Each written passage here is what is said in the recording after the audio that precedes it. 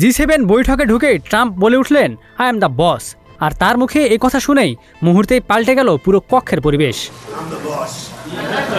ফ্রান্সের ইভান লেবা শহরে অনুষ্ঠিত 52তম G7 শীর্ষ সম্মেলন, যেখানে বিশ্বের বড় বড় নেতারা একত্রিত হন বৈশ্বিক ইস্যু নিয়ে আলোচনা করতে। সেই বৈঠকের শুরুতেই ফ্রান্সের প্রেসিডেন্ট ইমানুয়েল ম্যাক্রো একটি প্রস্তাব রাখেন। তিনি বলেন, যুক্তরাষ্ট্রের প্রেসিডেন্ট ডোনাল্ড ট্রাম্প কিছুক্ষণের মধ্যেই আসছেন, তবে সময় নষ্ট না করে আলোচনা শুরু করা যেতে পারে। তার ভাষায়, ট্রাম্প আসার আগেই বৈঠক শুরু করা গেলে আলোচনা বেশ কিছুটা এগিয়ে নেওয়া সহজ হবে।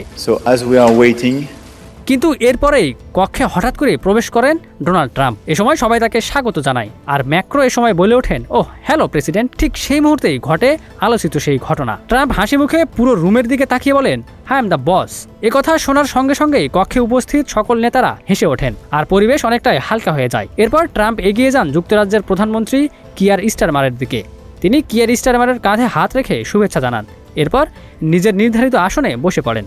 এরপর সাংবাদিকদের বৈঠক কক্ষ থেকে বের হতে বলা হয়। তখন ট্রাম্প মজার ছলে বলেন, আপনারা কি থাকতে চান? আমার কোনো সমস্যা নেই। এছাড়াও তাকে বলতে শোনা যায় এখানে খুব গরম লাগছে, এবং তিনি ম্যাক্রোকে ডিনারে বেশ ভালো একটি আসন দেওয়ার জন্যও ধন্যবাদ জানান। Ikramuzzaman, news flash 71।